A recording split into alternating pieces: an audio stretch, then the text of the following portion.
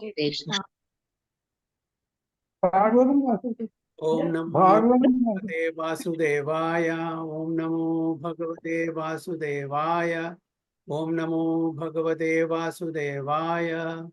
Om Ajnanatimidandasya Jnananjana Shalakaya Chakshurunmilitam Yena Tasmai Shri Guruve Namaha. Shri Chaitanya Manobhishtam Sthapitam Yena Bhutale Swayam Rupa Kada Mahyam Dadati Supatantikam Mandeham Shri Gurum Shri Udapadakamalam Shri Gurum Vaishnavamsya Shri Rupam Raghunatham Vidam Tam Sajeevam Sadvaidam Savadudam Parjana Saidam Krishna Chaitanya Devam Shri Radha Krishna Padan Sagana Lalita Vishakham Vidamsya Ye Krishna Karuna Sindhu Dinabandho Jagatpati Gopesha Gopiga Kanda Radha Kanda Namastude Tapta Kanjana Gaurangi Radhe Vrindavaneshwari Vrishabhanu Sude Devi Pranamami Hari Priye Vancha Kalpatarubhescha Kripa Sindhu Bevacha Patidanam Pavanebhyo Vaishnavebhyo Namo Namaha Nama Om Vishnu Padaya Krishna Prishtaya Bhutale Srimade Bhakti Vedanta Swamini Dinamini Namaste Saraswati Deve Gauravani Prajarine Nirvishesha Shunyavadi Paschatya Deshatarine Jaya Shri Krishna Chaitanya Prabhu Nityananda Shri Advaita Gadadhara Shivasadi Gauravakita Hare Krishna Krishna Krishna Hare Hare Hare Rama Rama Rama Hare Hare Narayanam Namaskrityam Naram Jaiva Narottamam Devim Saraswatim Vyasam Tato Jayamudire Nashtapayesu Bhadreshu Nityam Bhagavata Sevayan Bhagavati Uttama Shloke Bhaktir Bhavati Naistige Mukam Karoti Vachanam Pangum Langere Girim Yatrapata Mande Sri Gunam Dinatarinam Paramananda Madhavam Sri Chaitanyamishwaram Yonta Pravishya Mamamachamimam Rasuktam Sanjeeva Yati Akila Shakti Darasadamnam Anyam Chahasat Charana Shravanatvogadin Pranam Namo Bhagavate Purushaya Tubhyam Jayadam Surado Pangor Mama Manda Madirgadi Mat Sarvasya Padam Pujo Radha Madana Mohano Tamadi Devam Karunanidhanam Tamala Varnam Suhidavataram Amara Samsara Samudra Sedum Bhajamahe Bhagavata Swarupam Paramananda Pathaya Prema Varshi Aksharayade Sarvada Sarvasevyaya Sri Krishnaya Namostume Guruve Gaurachandraya Radhikaya Tadalaye Krishnaya Krishna Bhaktaya Dhat Bhaktaya Namo Namaha Hare Krishna Hari Om Tat Sat എല്ലാവർക്കും ഇന്നത്തെ ശ്രീമദ് ഭാഗവതം ക്ലാസ്സിലേക്ക് സ്വാഗതം. എല്ലാവർക്കും എൻ്റെ വിനീതമായ പ്രണാമം. നല്ല മഴയുണ്ട് ഇവിടെ. ഇലക്ട്രിസിറ്റി എപ്പോഴാണ് പോകാമെന്ന് അറിയില്ല. പോയാലും തിരിച്ചു വരും. അപ്പോൾ എല്ലാവരും ലൈനിൽ 2-3 മിനിറ്റ് വെയിറ്റ് ചെയ്താൽ വീണ്ടും ക്ലാസ് കണ്ടിന്യൂ ചെയ്യാൻ പറ്റും. ഓക്കെ, ഹരേ കൃഷ്ണ. അപ്പോൾ നമ്മൾ ശ്രീമദ് ഭാഗവതം പ്രഥമ സ്കന്ധം 8-ാമത്തെ അധ്യായം 26-ാമത്തെ ശ്ലോകം മുതൽക്കാണ് ഇന്ന് ചർച്ച ചെയ്യാൻ പോകുന്നത്. കുന്തി സ്തുതിയാണ് 26-ാമത്തെ ശ്ലോകം. ജന്മൈശ്വര്യശ്രുത ശ്രീഭേ ഏധമാനാമദപുമാൻ നൈവാർഹതി അഭിധാതും വൈ ത്വാമകിഞ്ചന ഗോചരം. ജന്മൈശ്വര്യശ്രുത ശ്രീഭേ ഏധമാനാമദപുമാൻ നൈർവാഹതി അഭിധാതും വൈ ത്വാമകിഞ്ചന ഗോചരം. ഹരേ കൃഷ്ണ. ആരെങ്കിലും റിസൈറ്റ് ചെയ്യോ? ഹരേ കൃഷ്ണ പ്രഭു. ഓം നമോ ഭഗവതേ വാസുദേവായ. ജന്മൈശ്വര്യശ്രുതശ്രീഭിരേദമാനമദപുമാൻ നൈവാർഹത്യാഭിധാതും വൈ ത്വാമകിഞ്ചന ഗോചരം. വർത്തനം by his divine grace Abhaya Charanaravinda Bhakti Vedanta സ്വാമി ശ്രീല പ്രഭുപാദ് കി ജയ്. അല്ലയോ ഭഗവാനെ, അങ്ങയെ അനായാസേന സമീപിക്കാൻ കഴിയും. എന്നാൽ ഭൗതികമായി നിസ്വരായവരാൽ മാത്രമേ അതിന് സാധിക്കൂ. ആദരണീയമായ കുലം, അതിയായ സമ്പത്ത്, ഉന്നത വിദ്യാഭ്യാസം, ശരീര സൗന്ദര്യം എന്നിവയാൽ സ്വയം അഭിവൃദ്ധിപ്പെടുത്തുവാൻ ശ്രമിച്ചുകൊണ്ട് ഭൗതിക പുരോഗതിയുടെ പാതയിലുള്ള ഒരുവനാൽ ആത്മാർത്ഥമായ വികാരത്തോടെ അങ്ങയെ സമീപിക്കാൻ കഴിയില്ല. ഹരേ കൃഷ്ണ പ്രഭു. ഹരേ Krishna. My Lord, your Lordship can easily be approached, but only by those who are materially exhausted. One who is on the path of material progress, trying to improve himself with respectable parentage, great opulence, high education, and bodily beauty, cannot approach you with sincere faith. എന്താണ് കുന്തി മഹാറാണി ഇവിടെ പറയുന്നത്? അതായത് ഭഗവാനെ സമീപിക്കണമെന്നുണ്ടെങ്കിൽ എന്താണ് യോഗ്യത, എന്താണ് അയോഗ്യത, ആർക്കൊക്കെ ഭഗവാനെ സമീപിക്കാൻ പറ്റും? സ്നേഹത്തോടു കൂടി, വളരെ ഫീലിങ്സോടു കൂടി, ഓക്കെ, പ്രേമത്തോടു കൂടി ആർക്കൊക്കെ സമീപിക്കാൻ പറ്റും എന്നാണ് ഇവിടെ പറയുന്നത്. ആർക്കും സമീപിക്കാൻ പറ്റില്ല. എന്താണ് അതിൻ്റെ യോഗ്യത? അതാണ് ഈ ശ്ലോകത്തിൽ കുന്തി മഹാറാണി പറയുന്നത്. വളരെ പ്രധാനപ്പെട്ട ഒരു ശ്ലോകമാണ് കുന്തി സ്തുതിയിൽ. ജന്മ ഐശ്വര്യ ശ്രുതശ്രീ, ഈ 4 കാര്യങ്ങളാണ് പ്രധാനപ്പെട്ട കാര്യങ്ങൾ കുന്തി ദേവി പറയുന്നത്.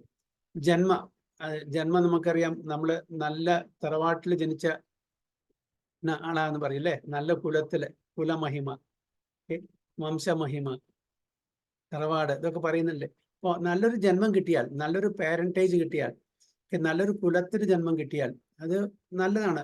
അത്രയും നമുക്ക് ഭൗതിക തലത്തിലും, അതിനെ ഭൗതിക തലത്തിലാണ് കൂടുതൽ ആൾക്കാരെ ഉപയോഗിക്കുന്നത് ഈ ജന്മം. നല്ലൊരു, അപ്പോൾ ഫോർ എക്സാമ്പിൾ ഭഗവാൻ അർജുനെ അഡ്രസ് ചെയ്യുമ്പോൾ, സംബോധന ചെയ്യുമ്പോൾ ഓ ഭാരത എന്ന് പറയുന്നുണ്ട്. അതായത് ഭരതന്റെ പിൻഗാമി എന്നുണ്ട്. ഭഗവാൻ സ്വയം യദുകുലത്തില്, വൃഷ്ണി കുടുംബത്തില്, ഈ വൃഷ്ണി കുലത്തില് ജനിച്ചു. അതൊരു മഹത്വമാണ് അല്ലെ, നല്ലൊരു പാരമ്പര്യമുള്ള മഹത്വമാണ്. കൗരവര്, പാണ്ഡവര്, അവരെല്ലാം അതിന് കുരുവംശം, രണ്ടുപേരും കുരുവംശങ്ങളാണ് അല്ലെ. അപ്പൊ നല്ലൊരു പാരമ്പര്യമുണ്ട്. അപ്പൊ അങ്ങനെയുള്ള ജന്മം കിട്ടിയവർക്ക് പേര്, പ്രശസ്തി, പ്രതാപം ഇതെല്ലാം ഉണ്ടായിരിക്കും. അതൊരു നല്ലൊരു കാര്യമാണ് അല്ലെ. അങ്ങനെ ഒരു ജന്മം കിട്ടുക എന്ന് പറഞ്ഞാൽ നല്ലൊരു കാര്യം. പക്ഷെ അതിനെ ഉപയോഗിക്കുന്നവരുണ്ടാകും, നല്ല രീതിയിൽ അതിനെ ദുരുപയോഗിക്കുന്ന ആൾക്കാരുണ്ടായിരിക്കും. നമുക്കറിയാം നളകുബേര, മണിഗ്രീവ, ഓക്കെ, അവർക്കും നല്ലൊരു ജന്മം കിട്ടി കുബേരന്റെ മക്കളായിട്ട്. പക്ഷെ അവരെ മന്ദാകിനി നദിയിലെ നാരദ മഹർഷി അതുകൂടെ വരുന്ന സമയത്ത് സ്ത്രീകളായിട്ട്, നഗ്നരായിട്ടുള്ള സ്ത്രീകളായിട്ട് വിഹരിക്കുകയായിരുന്നു. അപ്പൊ അങ്ങനെ ഒരു നല്ല ജന്മം കിട്ടിയിട്ടും ആ കുലത്തിന് ദോഷം വരുന്ന തരത്തില് അവര് പെരുമാറുന്നു. അപ്പൊ അങ്ങനത്തെ ജന്മം കൊണ്ട് എന്താ കാര്യം അല്ലെ? അപ്പോ ആ ജന്മം എന്ന് പറഞ്ഞാൽ വളരെ നല്ലൊരു കുടുംബത്തില്, നല്ലൊരു തറവാട്ടില്, നല്ലൊരു കുലത്തില് ജനിക്കുക എന്ന് പറഞ്ഞാൽ ഒരു ഭാഗ്യമുള്ളവർക്ക് കിട്ടുള്ളൂ. അത്രയും സുഹൃതി ചെയ്തിട്ടുള്ള ആൾക്കാർക്ക് അങ്ങനെയുള്ള നല്ല ജന്മം കിട്ടുള്ളൂ. അപ്പൊ കുന്തി മഹാറാണി പറയുന്നത് അങ്ങനെ നല്ല ജന്മം കിട്ടിയിട്ട് കാര്യമില്ല. അങ്ങനത്തെ ആൾക്കാർക്ക് ഇങ്ങനെ 4, പിന്നെ അത് കഴിഞ്ഞിട്ട് ഐശ്വര്യ. ഇവിടെ ഐശ്വര്യം എന്ന് പറഞ്ഞാൽ എന്താണ്? ധനം, സമ്പത്ത്. ആ സമ്പത്ത്, നല്ല ധനികരുടെ വീട്ടിൽ ജനിക്കുക, നല്ല സമ്പത്ത് ഉണ്ടാവുക, ഇതും നല്ലതാണ്. അത് വേണ്ട പോലെ ഉപയോഗിക്കുകയാണെങ്കിൽ. നമ്മളുടെ ഇന്ദ്രിയ തൃപ്തിക്ക് ഉപയോഗിക്കുകയാണെങ്കിൽ അത് കാര്യമില്ല. അപ്പൊ നല്ല ജന്മം കിട്ടുക, നല്ല സമ്പത്ത് കിട്ടുക. നല്ല സമ്പത്ത് ഉണ്ട് വിചാരിക്കുക, ഓക്കെ, നല്ല സമ്പത്തുണ്ട്. അപ്പോൾ നമുക്ക് എന്താവും? അഹങ്കാരം, അഹംഭാവം വരും. അപ്പോൾ നമ്മൾ റോഡിൽ കൂടെ ഒരാള് ഒരു BMW, മെഴ്സിഡീസിൽ അല്ലെങ്കിൽ റോൾസ് റോയ്സിൽ പോവാണ്. അടുത്ത ഒരു മാരുതി കാറാണ്. ആ മാരുതി കാറ് കാണുമ്പോൾ ഇതൊരു പാട്ടക്കാറ്. അതായത് തൻ്റെ സമ്പത്ത് അതിനെ മാത്രം വില കൽപ്പിക്കുന്നത്. മറ്റുള്ളവർ പാവങ്ങളാണ്, ദരിദ്രരാണ്, അവർക്കൊന്നുമില്ല. അപ്പൊ അതിനെ നികഷ്ടപ്പെടുത്തി കാണിക്കുക അല്ലെ. അപ്പോ സമ്പത്ത് എന്താണ്? നമ്മളുടെ തലഖനം കൂട്ടും, നമ്മളുടെ അഹംഭാവം കൂട്ടും, അഹങ്കാരം കൂട്ടും. അപ്പോ അതാണ് ആ ജന്മം ഐശ്വര്യം. ശ്രുത എന്ന് പറഞ്ഞാൽ എന്താണ്? ഇവിടെ വിദ്യ, നോളേജ്, ഓക്കെ. അപ്പൊ നമുക്ക് നല്ല പഠിപ്പുള്ള ആൾക്കാര്, MA, PhD, പോസ്റ്റ് ഡോക്ക്, അങ്ങനെ ഒരുപാട് മെറ്റീരിയലി പഠിപ്പുള്ള ആൾക്കാർക്ക് അവർക്കും തലക്കനം കൂടും. അവർ വിചാരിക്കും, ഓ ഇയാൾക്ക് ഒരു വിദ്യാഭ്യാസമില്ല. ഒരു ചെറിയ സ്റ്റോറി നമ്മൾ പറഞ്ഞു കേട്ടിട്ടുണ്ടാവും, എല്ലാവരും കേട്ടിട്ടുണ്ടാവും. അതായത് ഗംഗാ നദിയിലൂടെ ഒരു തോണിയിലെ ഒരു ശാസ്ത്രജ്ഞൻ സഞ്ചരിക്കുകയായിരുന്നു. അപ്പൊ ഒരു തോണിക്കാരൻ, അദ്ദേഹത്തിന് അധികം പഠിപ്പൊന്നുമില്ല, ശാസ്ത്രജ്ഞൻ ചോദിക്കുകയാണ്, അദ്ദേഹം ചോദിക്കുക, നിങ്ങൾക്ക് മാത്സ് അറിയോ? ഇല്ല സാറേ, ഞാൻ പാവപ്പെട്ടവരാണ്, ഞാൻ തോണി തുഴഞ്ഞ് ജീവിക്കുന്ന ആളാണ്, എനിക്ക് മാത്സ് അറിയില്ല. ഓ, നിങ്ങളുടെ 25% ജീവിതം നഷ്ടപ്പെട്ടു. പിന്നെ അദ്ദേഹം ചോദിക്കുന്നു, നിങ്ങൾക്ക് ഫിസിക്സ് അറിയോ? ഇല്ല, ഫിസിക്സും അറിയില്ല സാറേ. അയ്യോ, ഫിസിക്സും അറിയില്ല, നിങ്ങളുടെ 50% ജീവിതം നഷ്ടപ്പെട്ടു, വ്യർത്ഥമായി. പിന്നെ ചോദിക്കുന്നു, നിങ്ങൾക്ക് കെമിസ്ട്രി അറിയോ? അതും അറിയില്ല. അപ്പൊ 75% നഷ്ടപ്പെട്ടു. തോണിക്കാരൻ കുറച്ച് കഴിഞ്ഞപ്പോ നല്ല കാറ്റും കോളുള്ള സമയമാണ്. അപ്പോൾ ഇദ്ദേഹം തിരിച്ച് ഈ ശാസ്ത്രജ്ഞനോട് ചോദിച്ചു, സാറേ നിങ്ങൾക്ക് നീന്താൻ അറിയോ? എനിക്ക് അറിയില്ലല്ലോ. അപ്പൊ നിങ്ങളുടെ 100% ജീവിതം നഷ്ടപ്പെട്ടു. കാരണം വെച്ചാൽ ഇനി ഈ തോണി കരയ്ക്ക് അടുക്കാൻ പോകുന്നില്ല, ഇത് മുങ്ങാനാണ് പോകുന്നത്. അപ്പോൾ അവിടെ അഹംഭാവം, തനിക്ക് അറിവുണ്ട് എന്നുള്ള അഹംഭാവമാണ് അവർക്കുള്ളത്. അതേ സമയത്ത് നമുക്ക് അത് ഭഗവാനെ ആശ്രയിച്ചിട്ടാണെങ്കിൽ ആ തോണി മുങ്ങിയാലും എങ്ങനെയെങ്കിലും ഭഗവാൻ ഭക്തനായതുകൊണ്ട് ഭഗവാൻ രക്ഷിക്കും. അപ്പൊ നമുക്ക് ആ അറിവുണ്ട് എന്നുള്ള ഒരു അഹംഭാവം പാടില്ല. പിന്നെ ശ്രീ എന്ന് പറഞ്ഞാൽ സൗന്ദര്യം, അല്ലെ? സൗന്ദര്യം അതും ഒരു വലിയൊരു ഘടകമാണ്. അപ്പോൾ ജന്മ ഐശ്വര്യ ശ്രുതശ്രീ, സൗന്ദര്യം. ഇപ്പൊ നമ്മുടെ നാട്ടിലെ ഇപ്പോഴത്തെ കാലത്ത് ഒരുപാട് miss universe, miss world, mister universe, mister world, miss India, mister India എന്നൊക്കെ പറഞ്ഞിട്ട് വരുന്നുണ്ട്. അവർക്ക് ഒരുപാട് ഫോളോവേഴ്സ് ഉണ്ടായിരിക്കും, അല്ലെ? പക്ഷെ ഈ സൗന്ദര്യം എത്ര കാലം നീണ്ടു നിൽക്കും? നമ്മുടെ മുഖത്ത് ചെറിയൊരു പോറൽ വന്നാൽ പോയി, അവരുടെ ആ മിസ്റ്റർ യൂണിവേഴ്സ്, മിസ് യൂണിവേഴ്സ് പദവി പോയി, പിന്നീട് കിട്ടില്ല. ഒരു പോറൽ വന്നാൽ മതി. ഇതെല്ലാം താൽക്കാലികമാണ്, ഇതൊന്നും ശാശ്വതമായിട്ട് നമ്മുടെ കൂടെ വരില്ല എന്ന് നമ്മൾ തിരിച്ചറിയുന്നില്ല. അപ്പൊ എന്താണ് കുന്തി ദേവി പറഞ്ഞാൽ, ഈ 4 കാര്യങ്ങളാണ് നമ്മളെ മത്ത് പിടിപ്പിക്കുന്നത്. അത് മാത്രമല്ല, ഏതമാന മതപ്പുമാൻ, ഏതമാന എന്ന് പറഞ്ഞാൽ അത് വർദ്ധിച്ചു കൊണ്ടേയിരിക്കുന്നു, അതിനുവേണ്ടി നമ്മൾ ശ്രമിക്കുന്നു. നമ്മളുടെ ജന്മം, അതായത് നമ്മളുടെ ജന്മം എന്ന് പറയുമ്പോൾ നമ്മളുടെ ആ കുലമഹിമ കാത്തു സൂക്ഷിക്കാൻ വേണ്ടിയിട്ട് നമ്മൾ പല കാര്യങ്ങളും സമുദായത്തിൽ ചെയ്യുന്നു, സമൂഹത്തിൽ ചെയ്യുന്നു, നല്ല നല്ല ജീവകാരുണ്യ കാര്യങ്ങൾ ചെയ്യുന്നു. അങ്ങനെ നമ്മളുടെ ആ കുലമഹിമയെ വർദ്ധിപ്പിച്ചു കൊണ്ടിരിക്കുകയാണ്, അല്ലേ? അതേപോലെ നമ്മളുടെ ധനത്തിനെ നമ്മൾ വർദ്ധിച്ചു കൊണ്ടിരിക്കുകയാണ്. കൂടുതൽ ഷെയർ മാർക്കറ്റിൽ പൈസ ഡിപ്പോസിറ്റ് ചെയ്തിട്ടും പിന്നെ പല ഇൻവെസ്റ്റ്മെന്റ് ചെയ്തിട്ടും നമ്മളുടെ ധനത്തിനെ വർദ്ധിപ്പിച്ചു കൊണ്ടേയിരിക്കുകയാണ്. അങ്ങനെ ഏതമാന അത് വർദ്ധിച്ചു കൊണ്ടേയിരിക്കുന്നു. അങ്ങനെ ആ പരിശ്രമം ചെയ്തുകൊണ്ടിരിക്കുന്ന നമ്മൾക്ക് ഭഗവാനെ ഉപാസിക്കാൻ എവിടെ സമയം? അപ്പൊ നമ്മൾ ആശ്രയിക്കുന്ന നമ്മളുടെ കുലമഹിമ, നമ്മളുടെ ധനം, സമ്പത്ത്, നമ്മളുടെ ആ അറിവ്, ജ്ഞാനം.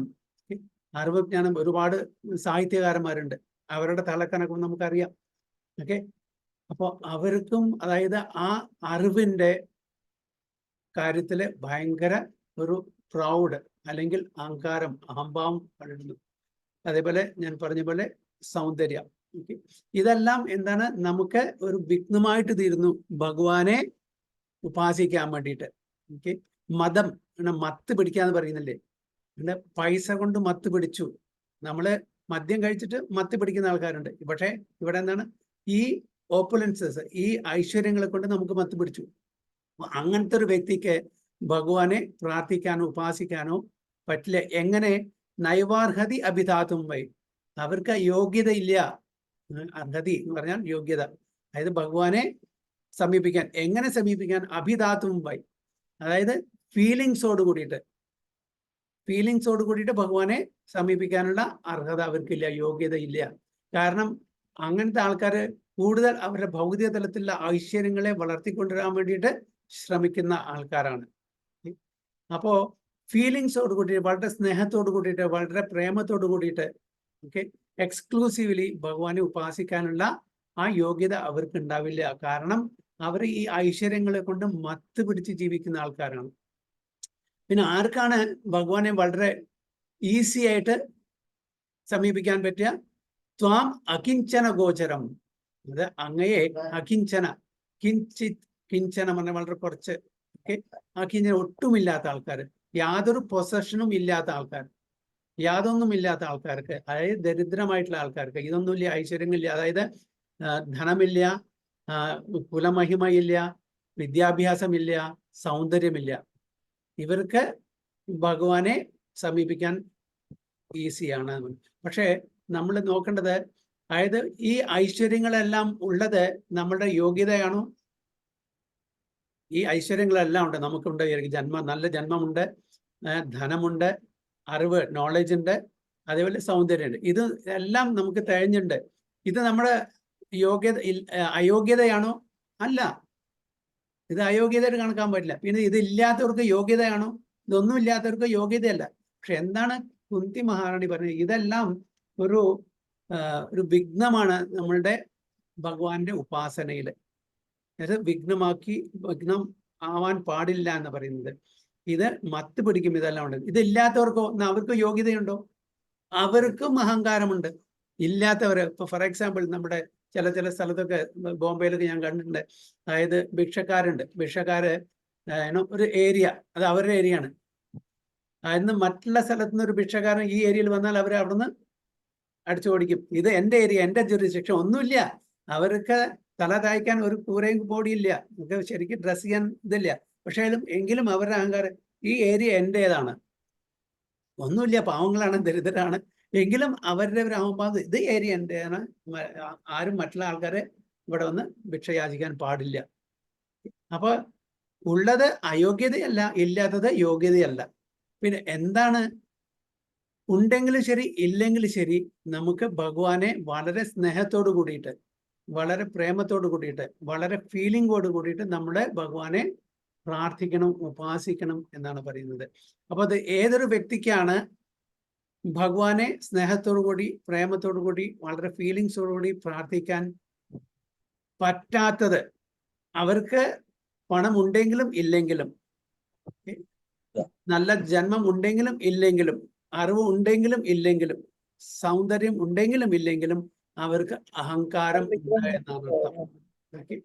എന്താണ് നമ്മൾ മനസ്സിലാക്കേണ്ടത്?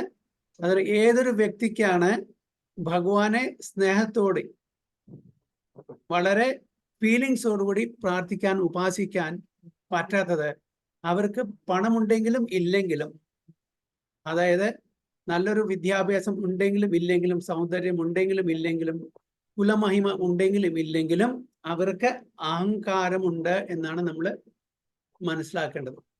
അപ്പൊ ഈ 4 കാര്യങ്ങളാണ്. ഒരു ഭക്തി ഇല്ലാതെ ഒരാൾക്കും, ഭക്തിയാണ് അതിന്റെ മെയിൻ ആ ഒരു പോയിന്റ്. ആ പോയിന്റാണ് കുന്തി മഹാറാണി ഇവിടെ പറയുന്നത്. നമുക്ക് എന്ത് ഐശ്വര്യം ഉണ്ടെങ്കിലും ഇല്ലെങ്കിലും ശരി, ഭക്തിയാണ് പ്രധാനപ്പെട്ടത്. ഭക്തി വേണം നമുക്ക്. ഭക്തി ഇല്ലെങ്കിൽ ഒരു കാര്യമില്ല. അപ്പൊ ഭക്തി എന്ന് പറഞ്ഞാൽ രൂപ ഗോസ്വാമി നെക്ടർ ഓഫ് ഡിവോഷനില്, ഭക്തി രസാമൃത സിന്ധുവില് 3 ലെവലുള്ള ഭക്തിയാണ് പറയുന്നത്. ഓക്കെ, വൈദി സാധന ഭക്തി, ഭാവഭക്തി, പ്രേമഭക്തി. ഓക്കെ, അതായത് വൈദി സാധന ഭക്തിയാണ് നമ്മളെല്ലാം ചെയ്യുന്നത്. നമുക്ക് ഭഗവാനെ പറ്റി അറിയാം, നോളേജ് ഉണ്ട്. പക്ഷെ ഭഗവാനെ ഉപാസിക്കുമ്പോൾ, ഭഗവാനെ പ്രാർത്ഥിക്കുമ്പോൾ ഫീലിങ്സ് ഇല്ല. നമ്മളൊരു റിച്വൽ ആയിട്ട് മാത്രമാണ് ചെയ്യുന്നത്. നമ്മൾ ഇപ്പൊ ഭഗവാന്റെ നാമം ഉച്ചരിക്കുന്നുണ്ട് അല്ലെ? ഭഗവാന്റെ നാമം ഉച്ചരിക്കുന്ന എല്ലാവരും, ഈ കോളിലുള്ള എല്ലാവരും ഭഗവാന്റെ നാമം ഉച്ചരിക്കുന്നതാണ്. അതായത് ഹരേ കൃഷ്ണ മഹാമന്ത്രം ചൊല്ലുന്ന ആൾക്കാരെ മിക്ക ആൾക്കാരും 16 മാല ചെല്ലുന്നുണ്ട്. എത്ര ആൾക്കാര് ഇതില് വളരെ ഫീലിങ്ങോട് കൂടിയിട്ട് ഭഗവാന്റെ നാമം ഉച്ചരിക്കുന്നുണ്ടായിരിക്കും? വളരെ കുറവ് ആൾക്കാരായിരിക്കും അല്ലെ? അപ്പോ ഈ ഭഗവാന്റെ നാമം ഉച്ചരിക്കുന്ന ഒരു വഴിപാടായിട്ട്, ഒരു റിച്വലിസ്റ്റിക് ആയിട്ടാണ് നമ്മൾ കാണുന്നത്. അവിടെ ഭക്തി എന്നുള്ള എലിമെന്റ് പൂർണ്ണമായിട്ടും ഇല്ലാത്തത് കൊണ്ട് നമ്മള് ആ ചെയ്യുന്ന ആ പ്രോസസ്സിന്റെ പൂർണ്ണമായിട്ടുള്ള ഫലം നമുക്ക് കിട്ടുന്നില്ല. അപ്പൊ അതൊരു വൈദി സാധന ഭക്തി, നമ്മൾ പ്രോഗ്രസീവ് സ്റ്റേജിലാണ്. ഓക്കെ, നമ്മൾക്ക് അതുകൊണ്ട് നമ്മൾ വിഷമിക്കേണ്ട ആവശ്യമില്ല. നമ്മളൊരു പ്രോഗ്രസീവ് സ്റ്റേജിലാണ്. നമ്മൾ ഒരു കൊല്ലം മുമ്പ് എങ്ങനെയായിരുന്നു, ഇപ്പോൾ നമ്മൾ എങ്ങനെയാണ്, നമ്മൾ അവലോകനം ചെയ്താൽ, നമ്മൾ അനലൈസ് ചെയ്താൽ, നമ്മൾ ഇൻട്രോസ്പെക്ട് ചെയ്താൽ നമുക്ക് മനസ്സിലാക്കാം നമ്മൾ ഇംപ്രൂവ്മെന്റ് സ്റ്റേജിലാണെന്ന്. അപ്പോൾ ആ പൂർണ്ണമായിട്ടുള്ള വൈദി സാധന ഭക്തി എന്ന് പറഞ്ഞാൽ അവിടെ പൂർണ്ണമായിട്ടും എക്സ്ക്ലൂസീവ് ആയിട്ടുള്ള ഒരു ഭക്തി ഭഗവാനോട് നമുക്കില്ല. നമുക്കറിയാം, ഭഗവാന്റെ വിവരങ്ങളൊക്കെ അറിയാം, പക്ഷെ ഭക്തി പൂർണ്ണമായിട്ടും ആ ഒരു ഉന്നത നിലയിൽ നമ്മൾ ചെയ്യാൻ പറ്റുന്നില്ല. പിന്നെ രണ്ടാമത്തെ സ്റ്റേജ് പറഞ്ഞ ഭാവഭക്തി, അതാണ് ഇവിടെ പറയുന്നത്. ഭാവഭക്തി എന്ന് പറഞ്ഞാൽ ആ ഭാവത്തോടു കൂടി ചെയ്യണം, ഭഗവാനെ പ്രീതിപ്പെടുത്താനുള്ള ആ ഭാവത്തോടു കൂടി ചെയ്യണം. അല്ലാണ്ട് ഒരു റിച്വലായിട്ട് നമ്മൾ ചെയ്യാൻ പാടില്ല. ഓക്കെ, രാവിലെ എഴുന്നേറ്റ 16 മാല ചെല്ലണം, അത് റിച്വലായിട്ട് അതുകൊണ്ട് കഴിക്കുക. പിന്നെ നമ്മൾ കുറെ സ്തോത്രങ്ങൾ ചെയ്യണം, അത് റിച്വലായിട്ട് ചെയ്യുക. ഭഗവാനായിട്ടുള്ള പ്രീതി, ആ ഒരു സ്നേഹം അവിടെ ഡെവലപ്പ് ചെയ്തിട്ടില്ല. എങ്കിലും നമ്മൾ ചെയ്യണം, അല്ലെ? ഭഗവാനോടുള്ള പ്രീതി നമുക്ക് കംപ്ലീറ്റ് ആയിട്ട് ഡെവലപ്പ് ചെയ്തിട്ടില്ല, എങ്കിലും നമ്മളത് ചെയ്തേ പറ്റൂ. അപ്പൊ ഭാവഭക്തി പറഞ്ഞ ഫീലിങ്ങോട് കൂടിയിട്ട് നമ്മൾ ചെയ്യണം. ഭഗവാനോടുള്ള സ്നേഹം വളരെ, അതുകൊണ്ട് ഭഗവാൻ പറയുന്നത്, ഭഗവാൻ പല തവണയും നമ്മളുടെ ഭഗവത്ഗീതയിലും ഭാഗവതത്തിലൊക്കെ പറയുന്നുണ്ട്. എന്നാണ് ഭഗവത്ഗീതയിൽ പറയുന്നത്? സർവധർമാൻ പരിത്യജ്യ മാം ഏകം ശരണം വ്രജ എന്ന് പറയുന്നത്. എല്ലാം തേച്ചിട്ട് എന്നെ മാത്രം ഉപാസിക്കാൻ. അപ്പൊ ചില ആൾക്കാർ വിചാരിക്കും ഭഗവാൻ വളരെ പൊസസീവ് ആണല്ലോ, വളരെ സെൽഫിഷ് ആണോ, അല്ലേ? അത് ഭഗവാൻ ഭക്തി എന്ന് പറഞ്ഞാൽ പൊസസീവ്നെസ് ആണ്. ഭക്തി എന്ന് പറഞ്ഞാൽ എന്താണ്? പൊസസീവ് ആണ്. ഭഗവാൻ നമുക്ക് അല്ലെങ്കിൽ നമ്മൾ വിചാരിക്കില്ലേ കുറച്ച് നമുക്ക് ഭക്തി ചെയ്യാം, കുറച്ച് ഭൗതിക തലത്തിലുള്ള ഈ ഐശ്വര്യങ്ങളെല്ലാം നമുക്ക് എൻജോയ് ചെയ്യാം. അത് ഭഗവാൻ ആ ഓപ്ഷൻ തന്നിട്ടില്ല. ഭഗവാൻ ഒരൊറ്റ ഓപ്ഷൻ തന്നിട്ടുള്ളൂ. ഭഗവാന്റെ കൂടെ നിൽക്കണമെങ്കിൽ ഭക്തി, പൂർണ്ണമായിട്ടുള്ള ഭക്തി, അതായത് ആ ഭാവഭക്തി, മിനിമം നമ്മൾ ഭാവഭക്തി. പിന്നെ പ്രേമഭക്തി, മൂന്നാമത്തെ തലം. ആ പ്രേമഭക്തി എന്ന് പറഞ്ഞാൽ ആ ഭാവഭക്തിയുടെ അഡ്വാൻസ് സ്റ്റേജ് ആണ്. അതാണ് പ്രേമഭക്തി. അപ്പൊ ഭഗവാൻ പറയുന്ന സർവധർമാൻ പരിത്യജ്യ മാം ഏകം ശരണം വ്രജ. അതായത് എന്നെ മാത്രം ശരണം പ്രാപിക്കാൻ വേണ്ടിയിട്ടാണ് ഭഗവാൻ പറയുന്നത്. അപ്പോൾ എക്സ്ക്ലൂസിവിറ്റി. അപ്പോ ലവ് അല്ലെങ്കിൽ ഭക്തി എന്ന് പറഞ്ഞ പൊസസീവ്നെസ്, അല്ലെ? പൊസസീവാണ് ഭഗവാൻ. അതാണ് ഭഗവാൻ പറയുന്നത് അന്യാഭിലാഷിത ശൂന്യം ജ്ഞാന കർമാദി അനാവൃതം ആനുകൂല്യേന കൃഷ്ണാനുശീലനം ഭക്തി ഉത്തമ. എന്താണ് ഉത്തമ ഭക്തി എന്നാണ് പറയുന്നത് അവിടെ. ഓക്കെ, എന്താണ്? അന്യ അഭിലാഷിത ശൂന്യം. അന്യ അഭിലാഷങ്ങൾ ശൂന്യമായിരിക്കണം, സീറോ ആയിരിക്കണം. ഓക്കെ, ഞാൻ കുറച്ച് ദിവസം ഇവിടെ ഭഗവാനെ ഉപാസിക്കാം, കുറച്ച് ദിവസം ഗണപതിയെ, കുറച്ച് ദിവസം ഹനുമാനെ, കുറച്ച് ദിവസം ശിവഭഗവാനെ, കുറച്ച് ദിവസം ദേവിയെ. അത് പാടില്ല, എക്സ്ക്ലൂസീവ് ആയിരിക്കണം. അല്ലെങ്കിൽ നിങ്ങൾ എന്ത് വേണം ചെയ്തോളൂ. ഭഗവാൻ എല്ലാവരുടെ ഹൃദയത്തിലുണ്ട്. ഇങ്ങനെ എല്ലാവരും ഭഗവാന്റെ ഹൃദയം, ഭക്തന്മാരുടെ കാര്യം പറയുന്നത്. അപ്പോ അങ്ങനെയുള്ള ഒരു പൊസിഷനിലാണ് നമുക്ക് പൂർണ്ണമായിട്ടുള്ള ഭാവഭക്തിയിലും പ്രേമഭക്തിയിലും പോകാൻ പറ്റും. ഭഗവാൻ ഭഗവത്ഗീതയിൽ പറയുന്ന 4 തരത്തിലുള്ള ആൾക്കാരെ എന്നെ സമീപിക്കും, അല്ലെ? ചതുർവിധ ഭജന്തേ മാം ജനാ സുഹൃദന അർജുന അർത്ഥോ ജിജ്ഞാസു അർത്ഥാർത്ഥി ജ്ഞാനീച്ച ഭരതർഷഭ. അപ്പൊ നമ്മൾ എല്ലാവരും എന്തിനാണ് ഭഗവാനെ 4 തരത്തിലുള്ള ആൾക്കാരാണ് എന്നെ സമീപിക്കുന്നത്. ഓക്കെ, അർത്ഥോ ജിജ്ഞാസു അർത്ഥാർത്ഥി ജ്ഞാനി. അർത്ഥം പറഞ്ഞാൽ എന്താണ്?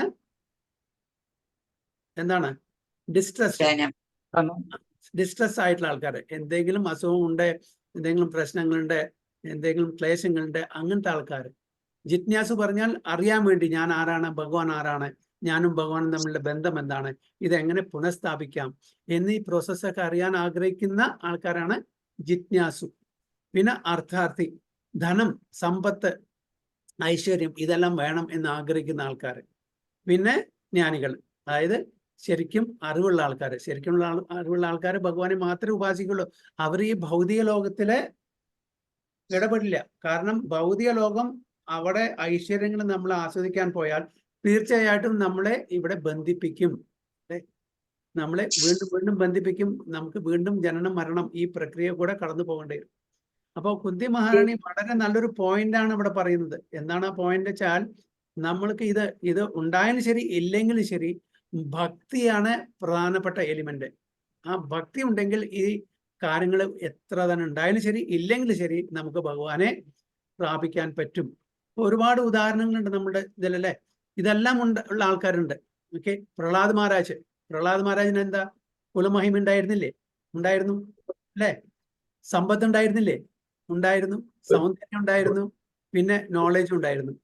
പക്ഷെ എങ്കിലും അദ്ദേഹം ഒരു ശുദ്ധ ഭക്തനായിരുന്നു ഭഗവാന്റെ, അല്ലേ? അപ്പോ അത് ഈ ഐശ്വര്യങ്ങളെല്ലാം ഉണ്ട് എന്ന് പറയുന്നത് ഒരു വിഘ്നമല്ല. അത് മത്ത് പിടിച്ചിട്ടില്ലെങ്കിൽ, നമുക്ക് അഹംഭാവം ഉണ്ടെങ്കിൽ, പ്രഹ്ലാദ് മഹാരാജ്, യുധിഷ്ഠിര മഹാരാജ്, ഭരത് മഹാരാജ്, അംബരീഷ് മഹാരാജ്, ഇവരെല്ലാം ഇതിന് ഉദാഹരണങ്ങളാണ്. ഇവരെല്ലാവർക്കും ഈ ഐശ്വര്യങ്ങളെല്ലാം ഉണ്ടായിരുന്നു. ഭരത മഹാരാജ് ഈ ഐശ്വര്യങ്ങളെല്ലാം വിട്ടിട്ടാണ് കാട്ടില് എന്ന് പോയത്, ധ്യാനിക്കാൻ വേണ്ടി പോയത്, അല്ലെ? പരീക്ഷിത് മഹാരാജ് എല്ലാം ഉണ്ടായിരുന്നു. കുടുംബ മഹിമ ഉണ്ടായിരുന്നു, ഐശ്വര്യങ്ങൾ ഉണ്ടായിരുന്നു, നല്ല അറിവുണ്ടായിരുന്നു, അതേപോലെ സൗന്ദര്യം എല്ലാം ഉണ്ടായിരുന്നു. ഇതെല്ലാം ഉണ്ടായിട്ടും അവര് നല്ല ഭക്തന്മാരായി തീർന്നു. ഇനിയിപ്പോ ഇതെല്ലാം ഇല്ല, ഏതെങ്കിലും ഒന്നുണ്ടായാലും മതി. ഓക്കെ, ഒന്നും ഇല്ലെങ്കിലും അഹംഭാവിക്കുന്ന ആൾക്കാരുണ്ട് ഇന്നത്തെ കാലത്ത്. അപ്പൊ ഇതാണ് നമ്മൾ മനസ്സിലാക്കേണ്ടത്. ഇത് ഉണ്ടെങ്കിലും നമുക്ക് കുഴപ്പമില്ല, പക്ഷെ അതിനോട് അറ്റാച്ച്മെന്റ് പാടില്ല, ആസക്തി പാടില്ല. അത് നമ്മുടെ ഇതിൽ പറയുന്നുണ്ട്, നെക്ടർ ഓഫ് ഡിവോഷനിലെ ഭക്തിരസാമൃതം, ആദോ ശ്രദ്ധ തഥാ സാധുസംഗ, ഭജനക്രിയ, അനർത്ഥ നിവൃത്തി, നിഷ്ഠ, രുചി, ആസക്തി, ഭാവ, പ്രേമം. 9 സ്റ്റെപ്സ് ആണ്. അപ്പൊ നമ്മൾ ഇതെല്ലാം ഇപ്പോൾ ആദ്യം ശ്രദ്ധ വേണം. നമ്മൾ പടിപടിയായിട്ട് കയറണമെന്നുണ്ടെങ്കിൽ ആദ്യം ശ്രദ്ധ വേണം. അതായത് ഭഗവാനിൽ വിശ്വാസം വേണം. ഭഗവാനിൽ വിശ്വാസമില്ലാണ്ട് ഒരു കാര്യം നടക്കില്ല. ആദ്യം ആ ഫെയ്ത്ത്, ഒരു മിനിമം ഫെയ്ത്ത് എങ്കിലും വേണം. പിന്നെ നമ്മൾ ആ ഫെയ്ത്തിനെ കുറച്ചും കൂടി ഇന്റൻസിഫൈ ചെയ്യണമെന്നുണ്ടെങ്കിൽ നമുക്കൊന്ന് സാധുസംഗം, ആ സാധുസംഗത്തിലൂടെ നമുക്ക് ഇത് ഇന്റൻസിഫൈ ചെയ്യാൻ പറ്റുള്ളൂ. അല്ലാണ്ട് നമുക്ക് ഇന്റൻസിഫൈ. അപ്പൊ സാധുസംഗത്തിൽ നമ്മൾ എപ്പോഴും ഇടപെടുമ്പോൾ എന്താവും, നമുക്ക് നമ്മുടെ ആ ഫെയ്ത്ത് വർദ്ധിക്കും. പിന്നെ ഭജനക്രിയ, ഭഗവാനെ സ്തുതിക്കണം, ഭഗവാനെ ഗ്ലോറിഫൈ ചെയ്യണം. ഒരുപാട് സ്തുതികളുണ്ട്. ഓക്കെ, ഭാഗവതത്തിൽ തന്നെ ഒരുപാട് സ്തുതികളുണ്ട്. ആ ഒരു സ്തുതിയാണ് നമ്മുടെ കുന്തി സ്തുതി. നമുക്ക് സ്വന്തമായിട്ട് സ്തുതികൾ രചിക്കാൻ പറ്റില്ല. അപ്പൊ നമ്മൾ ഇങ്ങനെ ഗ്രേറ്റ് പേഴ്സണാലിറ്റീസിന്റെ സ്തുതിയെ ആശ്രയിച്ചിട്ട് നമ്മൾ സ്തുതിക്കുന്ന പോലെ ഭഗവാനെ സ്തുതിക്കുക. നമുക്ക് അതിനുള്ള കഴിവില്ല. അതുകൊണ്ട് പ്രഹ്ലാദ സ്തുതി, ധ്രുവസ്തുതി, കുന്തി സ്തുതി, ഭീഷ്മസ്തുതി, ബ്രഹ്മസ്തുതി, ഇങ്ങനെ ഒരുപാട് സ്തുതികളുണ്ട്. ഈ സ്തുതികളെല്ലാം നമ്മൾ ഡെയിലി ഭഗവാനെ ഗ്ലോറിഫൈ ചെയ്യാൻ ഉപയോഗിക്കണം. ഓക്കെ, അപ്പൊ അങ്ങനെ ഭജനക്രിയ, ഭഗവാനെ ഗ്ലോറിഫൈ ചെയ്യണം. ഓക്കെ, അപ്പൊ അങ്ങനെ ചെയ്യുമ്പോൾ അനർത്ഥ നിവൃത്തി, അതായത് നമ്മുടെ ഒരുപാട് അനർത്ഥങ്ങളുണ്ട്. അനർത്ഥങ്ങൾ എന്താന്ന് പറഞ്ഞാൽ കാമ, ക്രോധ, ലോഭ, മോഹ, മതം, ആശ്ചര്യം, അല്ലെ? ഇതെല്ലാം നമ്മുടെ അനർത്ഥങ്ങളാണ്. ഈ അനർത്ഥങ്ങളെ നമ്മളെ വീണ്ടും വീണ്ടും ഇവിടെ ജനിപ്പിക്കും, അല്ലെ? വീണ്ടും വീണ്ടും ഈ 84 ലക്ഷം യോനികളിൽ കൂടെ കടന്നു പോകേണ്ടി വരും. അപ്പൊ അനർത്ഥ നിവൃത്തി, എല്ലാ അനർത്ഥങ്ങളും നമ്മള് നശിപ്പിക്കണം. അങ്ങനെ അനർത്ഥ നിവൃത്തി ആയാൽ മാത്രമാണ് പിന്നെ എന്താണ് നമുക്ക് ഈ ഭഗവാന്റെ അതായത് നാമരൂപ ഗുണ ലീല ഇതിനോട് ഒരു രുചി വരുള്ളൂ. ഒരു ടേസ്റ്റ് കിട്ടണ്ടേ? ഇപ്പൊ നമുക്ക് ടേസ്റ്റ് എന്താണ്? ഭൗതിക തലത്തിലുള്ള ആസ്വാദനത്തിന് നമുക്ക് ടേസ്റ്റ്. അപ്പൊ ഈ സ്റ്റെപ്പ് കൂടെ നമ്മൾ പോകുമ്പോൾ തീർച്ചയായിട്ടും എന്താണ്, നമുക്ക് ഭഗവാന്റെ നാമത്തോടും ഭഗവാന്റെ സേവനത്തോടും അങ്ങനെ ഭഗവാന്റെ ഓരോ കാര്യത്തിനോടും നമുക്ക് രുചി വരും. അപ്പൊ ബാക്കിയുള്ള ഭൗതിക തലത്തിലുള്ള രുചികളെല്ലാം ഒരു സെക്കൻഡറി ആയിരിക്കും. ഓക്കെ, അത് താനെ വരും, അതിനോട് നമുക്ക് അറ്റാച്ച്മെന്റ് ഉണ്ടായിരിക്കില്ല. അപ്പൊ അങ്ങനെ രുചി വരുമ്പോ നമുക്ക് പിന്നത്തെ സ്റ്റേജ് എന്താണ്? ആസക്തി. അപ്പൊ ഈ കാര്യങ്ങളോട്, ഭഗവാന്റെ കാര്യങ്ങളോട്, ഭക്തി സേവനത്തിനോട് നമുക്ക് ഒരു അറ്റാച്ച്മെന്റ് വരും, ആസക്തി. അപ്പൊ ആ ആസക്തി കഴിഞ്ഞാലാണ് പിന്നെ എന്താണ്? രുചി കഴിഞ്ഞാൽ നിഷ്ഠ, രുചി കഴിഞ്ഞാൽ നിഷ്ഠ, രുചി നിഷ്ഠയാണ്. അതായത് അനർത്ഥ നിവൃത്തി കഴിഞ്ഞാൽ നിഷ്ഠയാണ്. നമ്മൾ വളരെ നിഷ്ഠ സ്റ്റേജിലെത്തും, വളരെ ഡിറ്റർമിനേഷൻ ഉണ്ടായിരിക്കും. ഇനി നമ്മൾ ഭൗതിക തലത്തിലുള്ള ആഗ്രഹങ്ങളും ഒന്നും വേണ്ട, ഭഗവാനെ മാത്രം ഉപാസിക്കണം എന്നുള്ള ആ നിഷ്ഠ, ഒരു ഡിറ്റർമിനേഷനിലെത്തും. പിന്നെയാണ് രുചി, പിന്നെയാണ് ആസക്തി. അപ്പൊ ഭഗവാനോട് ബന്ധപ്പെട്ടുള്ള എല്ലാ കാര്യങ്ങളോടും നമുക്ക് ആസക്തി വരും. അതിന് മീതെയാണ് ഭാവം. അപ്പൊ ആ ഫീലിങ്ങോട്, അങ്ങനെ ഒരു വ്യക്തിക്ക്, ആ തലത്തിൽ എത്തിയ വ്യക്തിക്ക് ഭഗവാനെ വളരെ ഫീലിങ്ങോടുകൂടി, വളരെ സ്നേഹത്തോടു കൂടി, എക്സ്ക്ലൂസീവായിട്ട് നമുക്ക് ഭഗവാനെ ഉപാസിക്കാൻ പറ്റും, പ്രാർത്ഥിക്കാൻ പറ്റും. പിന്നെ അതിന്റെ അഡ്വാൻസ് സ്റ്റേജ് ആണ് പ്രേമം എന്ന് പറയുന്നത്, ഭാവത്തിൽ. ഇപ്പൊ ഭരത മഹാരാജ് എല്ലാം വിട്ടും, തന്റെ രാജ്യം എല്ലാം വിട്ട്, തന്റെ കുടുംബത്തിന്റെയും തന്റെ ഐശ്വര്യങ്ങളെയും എല്ലാം വിട്ടിട്ട് കാട്ടില് ധ്യാനിക്കാൻ പോയി. ഏത് സ്റ്റേജിലായിരുന്നു അറിയോ? ഭാവ സ്റ്റേജിലായിരുന്നു അപ്പൊ ഭരത മഹാരാജ്. അപ്പൊ അങ്ങനെ നമ്മളും ആ ഭാവ സ്റ്റേജിൽ എത്തിയാൽ മാത്രമാണ് നമുക്ക് എക്സ്ക്ലൂസീവായിട്ട് ഭഗവാനെ യാതൊരു എക്സ്പെക്ടേഷനും ഇല്ലാതെ ഭഗവാനെ ഉപാസിക്കാൻ പറ്റും. അപ്പൊ ഇതൊന്നും ഒരു അയോഗ്യതയല്ല, യോഗ്യതയല്ല. ഇതാണ് കുന്തി മഹാറാണി ഇവിടെ ആ പോയിന്റ് വളരെ ക്ലിയർ ആയിട്ട് നമുക്ക് പറഞ്ഞു തരുന്നുണ്ട്. ഭഗവത്ഗീതയിലെ ശ്ലോകമുണ്ട് ഇതിന് തുല്യമായിട്ട്. ഭോഗൈശ്വര്യ പ്രസക്താനാം തയാ പരത ചേതസാം വ്യവസായാത്മിക ബുദ്ധി സമാധോ ന വിധീയത. അപ്പൊ അതും തന്നെ പറയുന്നത് ഭോഗൈശ്വര്യ പ്രസക്താനാം എന്താണ്? ഭോഗിക്കുക. എന്താണ് ഐശ്വര്യങ്ങള്? എന്താണ് ഐശ്വര്യങ്ങൾ? നമ്മൾ ഇവിടെ ഈ പ്രധാനപ്പെട്ട 4 ഐശ്വര്യങ്ങളാണ് പറഞ്ഞത്. അതായത് നല്ല കുലത്തിന് ജനിക്കുക, ധനം സമ്പത്ത് ഉണ്ടാവുക, നല്ല വിദ്യ, നോളജ്, ജ്ഞാനം ഉണ്ടാവുക, നല്ല സൗന്ദര്യം ഉണ്ടാവുക. ഓക്കെ, ഇതെല്ലാം ഭോഗിക്കാൻ ആഗ്രഹിക്കുന്ന ആൾക്കാർക്ക് എന്താണ് പറയുന്നത്? അതായത് വളരെ ഫോക്കസ് ആയിട്ട് ഭഗവാനെ ഫീലിംഗോട് കൂടിയിട്ട് നമുക്ക് ഭക്തിയുത സേവനം ചെയ്യാൻ പറ്റില്ല എന്നും പറയും ഭഗവത്ഗീതയില്. അപ്പൊ ഭഗവത്ഗീത ഭഗവാൻ അർജുന് പറഞ്ഞു കൊടുത്തത് എപ്പോഴാണ്? ഈ കുന്തി ദേവി ഈ സ്തുതി ചെയ്യുന്നതിന്റെ കുറച്ച് ദിവസങ്ങൾ മുമ്പാണ് അല്ലേ? അതായത് ഭഗവാൻ മഹാഭാരത യുദ്ധം കഴിഞ്ഞിട്ട് ദ്വാരകയിലേക്ക് പോകുന്ന സമയമാണ് ഈ സ്തുതി ചെയ്യുന്നത് അല്ലെ? അപ്പോ അധികം ദിവസമായിട്ടില്ല ഭഗവാൻ അർജുനന് ഈ ഭഗവത്ഗീത ഉപദേശം കൊടുത്തിട്ട്. പക്ഷെ കുന്തി ദേവി ഈ ഭഗവത്ഗീത ഭഗവാനിൽ നിന്ന് കേട്ടിട്ടുണ്ടോ? ഇല്ല, നേരിട്ട് കേട്ടില്ല. പക്ഷെ ഈ അറിവ് എവിടുന്ന് കിട്ടി? ഇതേ കാര്യമാണ് ഇവിടെ പറയുന്നത്. ഭഗവാനെ സ്തുതിക്കണമെന്നുണ്ടെങ്കിൽ ഇത് ചില ആൾക്കാർക്ക് ഇതൊരു സ്റ്റംബ്ലിംഗ് ബ്ലോക്ക് ആണ്. ഇന്നലെ ഈ വേദിക് നോളജ്, ഈ അറിവ് എവിടുന്ന് കിട്ടി? കാരണം കുന്തി ദേവി ഭഗവാന്റെ ഒരു ഭക്തയാണ്, ഒരു ശുദ്ധ ഭക്തയാണ്. അതുകൊണ്ട് ഭഗവാൻ തന്നെ ഈ അറിവുകളെല്ലാം പകർന്നു കൊടുക്കുന്നു. ഒരു ഭക്തന് എല്ലാ അറിവും ഭഗവാൻ പകർന്നു കൊടുക്കുന്നു അല്ലെ? നമ്മൾ സ്വന്തം പ്രയത്നിക്കാണ് അറിവ് നേടാൻ വേണ്ടിച്ചാൽ അതിൻ്റെ ലിമിറ്റേഷൻസ് ഉണ്ട്. അത് നമുക്ക് എല്ലാ അറിവും കിട്ടിയെന്ന് വരില്ല. പക്ഷെ ഭഗവാനെ നമ്മളെ പൂർണ്ണമായിട്ടും ആശ്രയിക്കുകയാണെങ്കിൽ ഭഗവാൻ എല്ലാ അറിവും നമുക്ക് ഓട്ടോമാറ്റിക്കലി തരും. രാമാനന്ദറായുടെയും ചൈതന്യ മഹാപ്രഭുവിൻ്റെയും ആ സംവാദത്തില് രാമാനന്ദറായ് പറയുന്നുണ്ട് ചൈതന്യ മഹാപ്രഭുവിനോട്. എന്താണ് പറയുന്നത്? തുമി വക്ത തുമി ശ്രോത. ഓക്കെ, നിങ്ങളാണ് വക്താവ്, നിങ്ങളാണ് ശ്രോതാവ്. അതായത് ചൈതന്യ മഹാപ്രഭു ആണ് എന്നെ ഒരു ഉപകരണമായിട്ട് ഉപയോഗിച്ചിട്ട് എന്നിൽ കൂടെ ഇതെല്ലാം പറഞ്ഞു തരുന്നത്. അങ്ങ് ചോദിക്കുന്നു, അങ്ങയുടെ ചോദ്യം അങ്ങയുടെയാണ്, ഉത്തരം അങ്ങയുടെ. അപ്പൊ എന്നിലൂടെ ചോദ്യവും ഉത്തരവും എല്ലാം അങ്ങ് തന്നെയാണ് തരുന്നത്. അപ്പോൾ ഭഗവാന്റെ കൃപയുണ്ടെങ്കിൽ നമുക്ക് ഈ അറിവെല്ലാം ഓട്ടോമാറ്റിക്കലി ഭഗവാൻ തരും. എന്താണ് വേണ്ടത് വെച്ചാൽ ഭഗവാനെ പൂർണ്ണമായിട്ടും ആശ്രയിക്കുകയാണ്. ഏതൊരു സാഹചര്യത്തിലും നമ്മുടെ കയ്യിൽ ഒരുപാട് കാര്യങ്ങളുണ്ട്, അസറ്റ്സ് ഉണ്ട്, ധനമുണ്ട് എന്നീ ചിന്ത വരാതെ അതിനെ ആശ്രയിക്കാതെ ഭഗവാനെ പൂർണ്ണമായിട്ടും ആശ്രയിക്കണം. അതാണ് ത്വാം അകിഞ്ചന ഗോചരം. അതായത് ആരുടെയാണ് ഭഗവാൻ?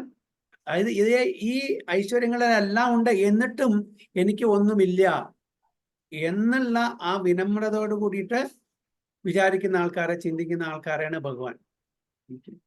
അപ്പൊ ഇതാണ് പറയുന്നത്. എല്ലാ ആൾക്കാരും വിചാരിക്കും ഭഗവാന്റെ ഉപാസന ചെയ്യാം, നമുക്ക് ഭൗതിക ലോകവും നമുക്ക് ആസ്വദിക്കാം. ആ ഒരു കാര്യം നമുക്ക് ഭഗവാൻ പറയുന്നില്ല. അതായത് എക്സ്ക്ലൂസീവ് ആയിരിക്കണം. അതാണ് ഭഗവാൻ വീണ്ടും വീണ്ടും പറയുന്നത്. അതായത് ഒരു അഭിലാഷയും പാടില്ല, ഭഗവാനെ സേവിക്കുക. അതായത് വളരെ പൊസസീവാണ്. അല്ലെങ്കിൽ നിങ്ങൾ അവിടെ നിന്നോളൂ. അപ്പോ നമുക്ക് ഭൗതിക ലോകത്തിലെ ആസ്വാദനം വേണം, ഭഗവാനും വേണം. അതെങ്ങനെയാണോ അറിയോ? അതായത് രണ്ട് തോണിയിൽ നമ്മൾ കാലിട്ട് സഞ്ചരിക്കുന്ന പോലെ ആയിരിക്കും. എവിടെ എത്തില്ല, നമ്മളെവിടെ താഴെ നദിയിൽ വീഴും.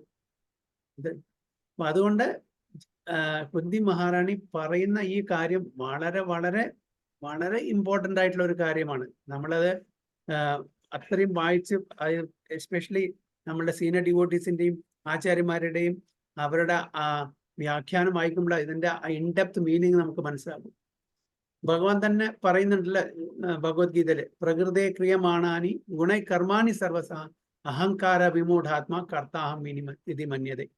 അതായത് നമ്മളുടെ ഒരു ചിന്ത, നമ്മൾ എന്താണ് വിചാരിക്കുന്നത്? നമ്മളാണ് ഇതെല്ലാം ചെയ്യുന്നത്, നമ്മളാണ് ഇതിന്റെ കർത്ത, നമ്മളാണ് വി ആർ ദ ഡൂവർ. പക്ഷെ നമ്മളല്ല ചെയ്യുന്നത്. എന്താണ് നമ്മളെ കൊണ്ട് നമ്മളുടെ ഗുണങ്ങളെ ചെയ്യിക്കുന്നത്. പ്രകൃതിയാണ് ചെയ്യിക്കുന്നത്. നമ്മൾ വിചാരിക്കുന്നത് I am the doer. Okay, പ്രകൃതി ക്രിയമാണി ഗുണൈ കർമാണി. ഗുണങ്ങളാണ് നമ്മൾ, 3 ഗുണങ്ങളാണ് നമ്മളെ കൊണ്ട് ഇതെല്ലാം ചെയ്യുന്നത്. സത്വ രജസ് തമോ ഗുണങ്ങളാണ്. പക്ഷെ നമ്മൾ അതിന്റെ ക്രെഡിറ്റ് ഞാനാണ് ചെയ്യുന്നത്. പക്ഷെ നമ്മളുടെ നേച്ചർ, നമ്മുടെ സ്വഭാവം എല്ലാം നമ്മളുടെ ഗുണത്തിന്റെ, ആ ഗുണങ്ങൾ നമ്മൾ എവിടുന്നാണ് അക്വയർ ചെയ്യുന്നത്? നമ്മുടെ പൂർവ്വജന്മവാസന. ഇപ്പൊ പൂർവ്വജന്മത്തിൽ നിന്നാണ് നമുക്ക് ഈ ഗുണങ്ങളെല്ലാം കിട്ടുന്നത്. അപ്പൊ ഏത് ഗുണത്തിലാണോ നമ്മൾ നിൽക്കുന്നത് അതാണ് നമ്മളെ ഓരോ കാര്യങ്ങൾ ചെയ്യാൻ പ്രേരിപ്പിക്കുന്നത്. എന്നാൽ ഇതിൽ നിന്ന് നമുക്ക് വഴിമാറിയിട്ട് ഇതിന്ന് തരണം ചെയ്യാൻ പറ്റും, തീർച്ചയായിട്ടും ചെയ്യാൻ പറ്റും. ആ ഗുണത്തിൽ നിന്ന് നമുക്ക് തമോ ഗുണത്തിലാണെങ്കിൽ രജോ ഗുണത്തിലേക്കും, രജോ ഗുണത്തിൽ നിന്ന് സത്വഗുണത്തിലേക്കും നമുക്ക് പോകാൻ പറ്റും, തീർച്ചയായിട്ടും പോകാൻ പറ്റും അല്ലെ. അപ്പൊ അതിനു വേണ്ടി നമ്മൾ ശ്രമിക്കണം, അതിനുവേണ്ടി നമ്മൾ ഭഗവാനെ പ്രാർത്ഥിക്കണം. അങ്ങനെ ചെയ്താൽ തീർച്ചയായിട്ടും നമ്മൾ ഈ ഗുണാതീതമായിട്ടുള്ള ആ സ്റ്റേജിലേക്ക് നമ്മൾ ഉയർത്തപ്പെടും. ഓക്കെ, അപ്പൊ ഈ 3 ഗുണങ്ങളാണ്. അപ്പൊ നമ്മളൊരു കർമ്മം ചെയ്യുന്നുണ്ടെങ്കിൽ, ഓക്കെ, ഒരു കാര്യം ചെയ്യുന്നുണ്ടെങ്കിൽ 3 എലിമെന്റ്സ് ആണുള്ളത്. ഓരോ പ്രവൃത്തിയുടെയും പിന്നാലെ, ഓരോ ആക്ടിവിറ്റിയുടെയും പിന്നാലെ 3 എലിമെന്റ്സ് ആണ്. എന്താണ്? അതായത് 3 ഡുവറാണ്. ഒന്ന് ദ ഇമ്മീഡിയറ്റ് ഡുവർ. അപ്പൊ ഞാനൊരു കാര്യം ചെയ്യാണ്, അപ്പൊ അതിന്റെ ഇമ്മീഡിയറ്റ് ഡുവർ ഞാനാണത് ആഗ്രഹിക്കുന്ന, ഞാനാണ് ഇച്ഛിക്കുന്നത്, ഞാനാണ് ഈ കാര്യം ചെയ്യാൻ വേണ്ടി പരിശ്രമിക്കുന്നത്. ഒരു ഇമ്മീഡിയറ്റ് ഡുവർ. പിന്നെ ഒരു ഇന്റർമീഡിയറ്റ് ഡുവർ ഉണ്ട്. ആ ഇന്റർമീഡിയറ്റ് ഡുവർ ആണ് ഈ പ്രകൃതി അല്ലെങ്കിൽ പ്രകൃതിയുടെ 3 ഗുണങ്ങൾ. അപ്പോൾ അതിൻ്റെയും കൂടി ഒരു ഇൻഫ്ലുവൻസ് അവിടെ ഉണ്ടായിരിക്കും ഞാൻ ചെയ്യുന്ന കാര്യത്തിന്. പിന്നെ ഒരു അൾട്ടിമേറ്റ് ഡുവർ, അതാണ് ഭഗവാൻ, സാങ്ഷനർ. അപ്പൊ ഭഗവാന്റെ സാങ്ഷൻ ഇല്ലാതെ ഒരു ആക്ടിവിറ്റിയും അത് പൂർണ്ണമാകുന്നില്ല. അപ്പോൾ ഒരു ഇമ്മീഡിയറ്റ് ഡുവർ, ഒരു intermediate doer and the ultimate doer. അപ്പൊ നമ്മളുടെ ഏതൊരു ആക്ടിവിറ്റിയും പൂർണ്ണമാകണമെന്നുണ്ടെങ്കിൽ അത് ഭഗവാന്റെ സാങ്ഷൻ വേണം. അപ്പോൾ ഇത് വളരെ വളരെ വളരെ ഇമ്പോർട്ടൻ്റ് ആയിട്ടുള്ള ഒരു ശ്ലോകമാണ്. ഓക്കെ, അപ്പോൾ നമുക്ക് നോക്കാം എന്താണ് പർപ്പോട്ടിൽ പ്രഭുപാദ പറയുന്നത്. So being materially advanced means taking birth in an aristocratic family and possessing great wealth and education and attractive personal beauty. അപ്പോൾ ഭൗതിക തലത്തിലുള്ള ആ ഒരു അഡ്വാൻസ്മെന്റ് എന്ന് പറഞ്ഞാൽ നമ്മൾ ഒരാളെ വിലയിരുത്തുന്നത് എങ്ങനെയാണ്? Okay, is A gentleman, is A very nice person. എന്തിന്റെ ഭക്തിയുടെ അടിസ്ഥാനത്തിലാണോ നമ്മൾ ഒരാളെ വിലയിരുത്തുന്നത്? അല്ല. ഇന്നത്തെ കാലത്ത് എസ്പെഷ്യലി എന്താണ് നമ്മൾ നോക്കുന്നത്? നമ്മൾ ഒരാളെ ആദരിക്കുന്നു, ഓക്കെ, ഒരാളെ ബഹുമാനിക്കുന്നു. എന്തിന്റെ ബേസിസിലാണ്? ഭക്തിയുടെ ബേസിസിൽ വളരെ കുറവാണ് ഇന്നത്തെ കാലത്ത്. അയാൾക്ക് ധനമുണ്ടോ, അയാൾക്ക് ആദരവുണ്ട്. അയാൾക്ക് അറിവുണ്ടോ, ഭൗതിക തലത്തിലുള്ള അറിവുണ്ടോ, അവർക്ക് ആദരവുണ്ട്. ഓക്കെ, അവർക്ക് സൗന്ദര്യമുണ്ടോ, അവർക്ക് ആദരവുണ്ട് അല്ലെ. അവർക്ക് നല്ല കുലമഹിമ, നല്ല തറവാട്ട് മഹിമുണ്ടോ, അവർക്ക് ആദരവുണ്ട്. ഇതാണ് നമ്മൾ സാധാരണ നോക്കുന്നത്. അരിസ്ട്രോക്രാറ്റിക് ഫാമിലി, അതിൽ ജനിച്ചിട്ടുണ്ടെങ്കിൽ, നല്ല ധനമുണ്ടെങ്കിൽ, സമ്പത്തുണ്ടെങ്കിൽ, നല്ല വിദ്യ ഉണ്ട്. വിദ്യ എന്ന് പറഞ്ഞാൽ MA, PhD, പോസ്റ്റ് ഡോക് എന്നീ ഭൗതിക തലത്തിലുള്ള വിദ്യ. ഭക്തനാണെങ്കിൽ ഇതെല്ലാം ഉണ്ടെങ്കിലും ഒരു വിനയത്വം ഉണ്ടായിരിക്കും അല്ലെ, നല്ല വിനയം ഉണ്ടായിരിക്കും. അവർക്ക് ഒരിക്കലും അഹങ്കാരം ഉണ്ടായിരിക്കില്ല. പറയുന്നുണ്ടല്ലോ ഭഗവത്ഗീതയിൽ ഭഗവാൻ തന്നെ പറയുന്നുണ്ട്, വിദ്യാവിനയ സമ്പന്നേ ബ്രാഹ്മണേ ഗവി ഹസ്തിനി സുനി ചൈവസ്വപാകേച പണ്ഡിത സമദർശന. വിദ്യാവിനയ സമ്പന്നേ, വിദ്യ കൊണ്ട് വിനയത്വം സമ്പാദിച്ചിട്ടുള്ള ആ ഒരു പണ്ഡിതൻ, ഒരു പണ്ഡിതൻ എന്ന് പറയുന്നത്. വിദ്യാവിനയ സമ്പന്നേ ബ്രാഹ്മണേ ഗവി ഹസ്തിനി സുനി ചൈവസ്വപാകേച പണ്ഡിത സം. അങ്ങനെയുള്ള പണ്ഡിതന്മാരെ, അതായത് ഒരു ബ്രാഹ്മണനെയും ഒരു നായൻ സിംഹത്തെയും ഒക്കെ പിന്നെ ചണ്ടാലിനെയും എല്ലാം ഒരേപോലെ കാണുന്നു. ഇപ്പൊ ഇന്നത്തെ ആൾക്കാര് ഈ ഐശ്വര്യങ്ങൾ, നമ്മൾ ഈ പറഞ്ഞ 4 ഐശ്വര്യങ്ങളുള്ള ആൾക്കാര് അങ്ങനെ എല്ലാവരും കാണും. അപ്പൊ ഒരു പണ്ഡിതൻ എന്ന് പറഞ്ഞാൽ സമദർശിയാണ്, ഈക്വിപ്പോയ്സൺ ആണ്, ഈക്വലി വിഷൻ ഉള്ളതാണ്. എന്താണ് അവർ കാരണം? അവര് ആ പണ്ഡിതൻ എന്താണ് ബ്രാഹ്മണനെയും ചണ്ടാലിനെയും ഡോഗിനെയും അല്ലെങ്കിൽ സിംഹത്തെയും ആനയെയും എല്ലാം എന്താണ് അവരുടെ ശരീരമല്ല കാണുന്ന, അവരുടെ ആവരണമല്ല കാണുന്ന, അവരുടെ ഉള്ളിലുള്ള ആ സ്പിരിച്വൽ സ്പാർക്കിനെയാണ് കാണുന്നത്, ആത്മാവിനെയാണ് കാണുന്നത്. ഓരോരുത്തരുടെയും കർമ്മഫലം അനുസരിച്ചിട്ട് അവർക്ക് വിവിധമായിട്ടുള്ള ശരീരങ്ങൾ കിട്ടിയെന്ന് മാത്രമേ ഉള്ളൂ, അതിനപ്പുറത്തൊന്നുമില്ല അല്ലെ. അപ്പൊ അതുകൊണ്ട് അവര് അതിൻ്റെ ഉള്ളിലിരുന്ന ആത്മാവ്, സെൽഫിനെ, അതാണ് ശരിക്കുള്ള എൻറ്റിറ്റി, ശരിക്കുള്ള ലിവിങ് ബീങ്. മറ്റതെല്ലാം ടെമ്പററി, താൽക്കാലികമായിട്ട് നമ്മളുടെ കർമ്മത്തിന്റെയും വാസനകളുടെയും ആഗ്രഹത്തിന്റെയും അടിസ്ഥാനത്തിൽ കിട്ടിയിരിക്കുന്ന ഒരു ശരീരമാണ്, പഞ്ചഭൂതങ്ങളെ കൊണ്ട് ഉണ്ടാക്കിയിരുന്ന ശരീരമാണ്.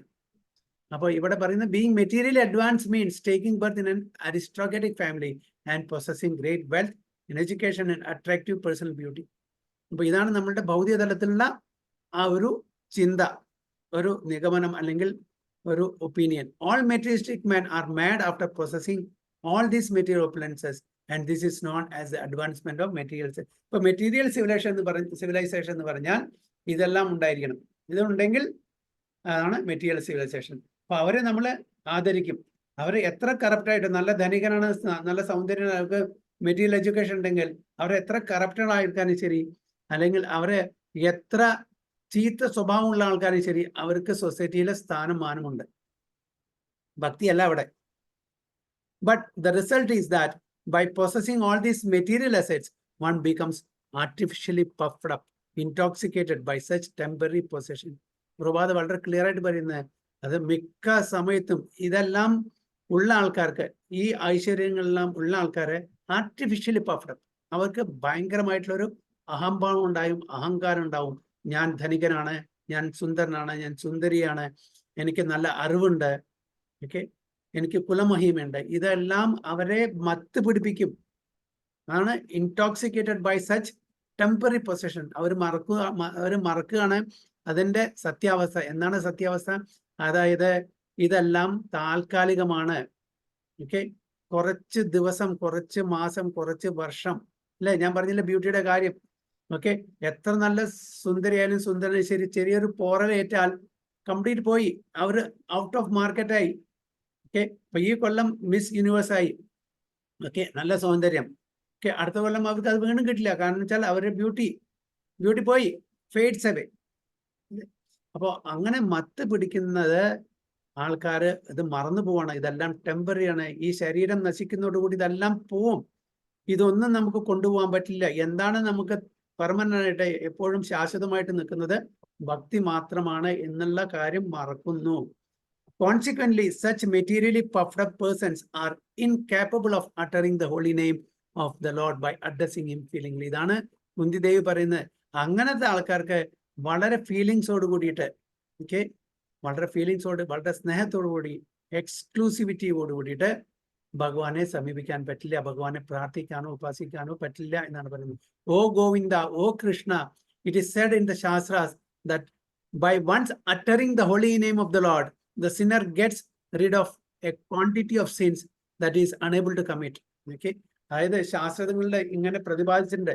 അതായത് ഒരു പ്രാവശ്യം ഭഗവാന്റെ ആ ദിവ്യനാമം നമ്മൾ ഉച്ചരിക്കുകയാണെങ്കിൽ നമ്മളെ എത്ര പാപങ്ങൾ ചെയ്യാൻ പറ്റുന്നു അത്രയും പാപങ്ങളിലേക്കാളും കമ്മിറ്റ് ചെയ്യാൻ പറ്റാത്തേക്കാളും പാപങ്ങളെ ശുദ്ധീകരിക്കപ്പെടും എന്നാണ് പറയുന്നത്. Simply by uttering once the holy name of the Lord, അല്ലെ?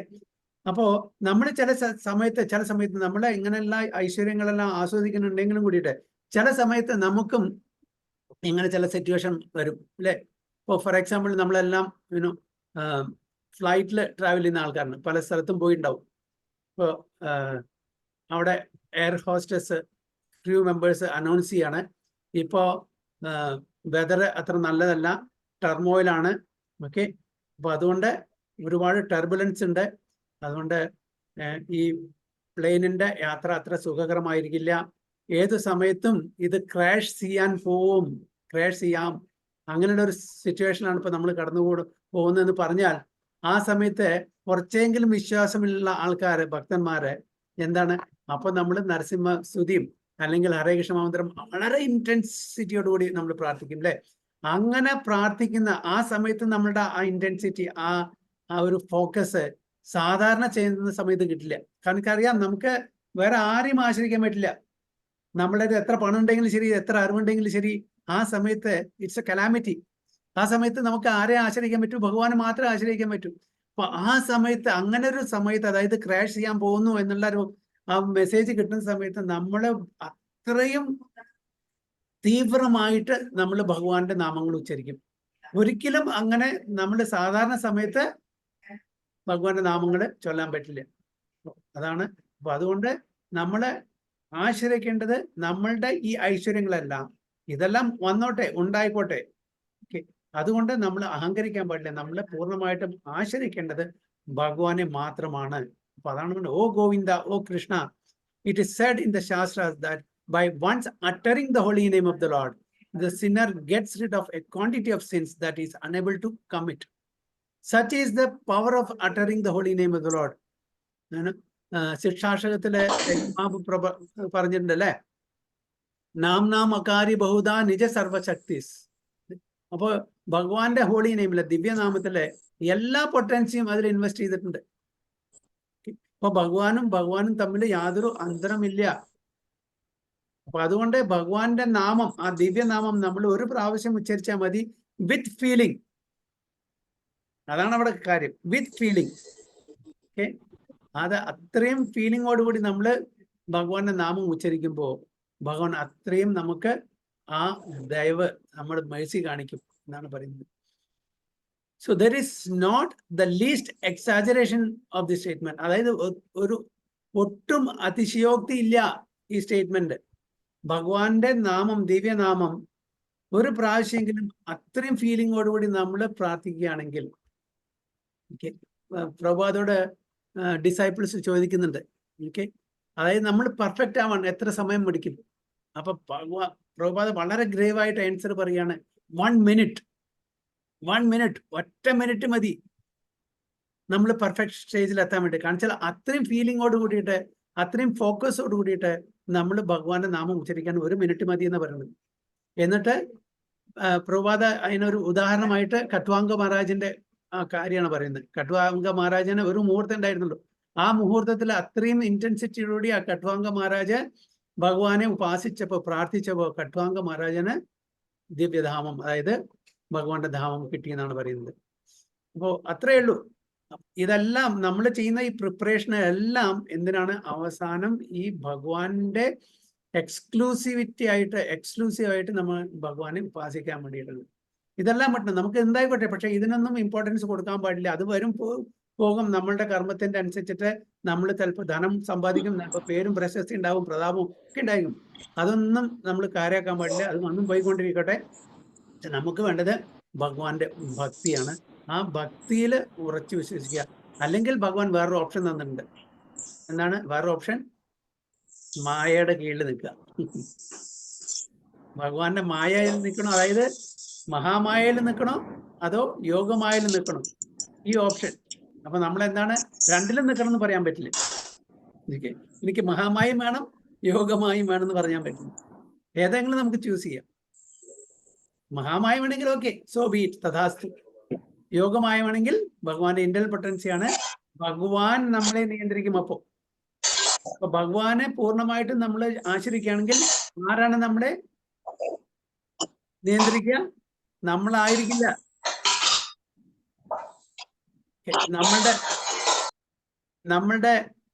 നമ്മളുടെ ഈ രഥം, നമ്മളുടെ ഈ വണ്ടി, ഇതിനെ ഓടിക്കുന്നത് ആരായിരിക്കും? ഭഗവാനായിരിക്കും. യോഗമായുടെ, അതായത് ഭഗവാനെ ആശ്രയിച്ചാൽ.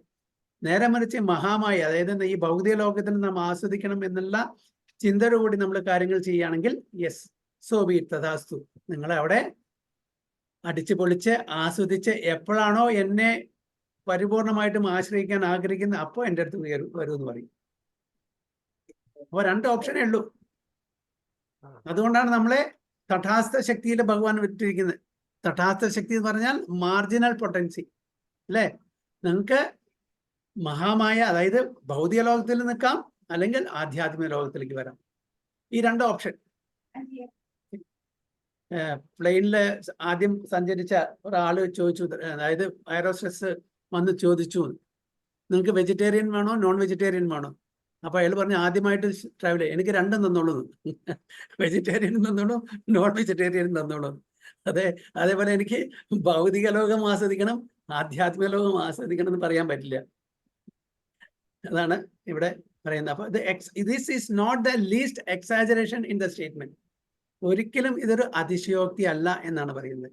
Actually the Lord's holy name has such powerful potency, but there is a quality to such utterance also. അപ്പൊ അത് ആ ക്വാളിറ്റിയോട് കൂടി നമ്മൾ അത് ഉച്ചരിക്കണം.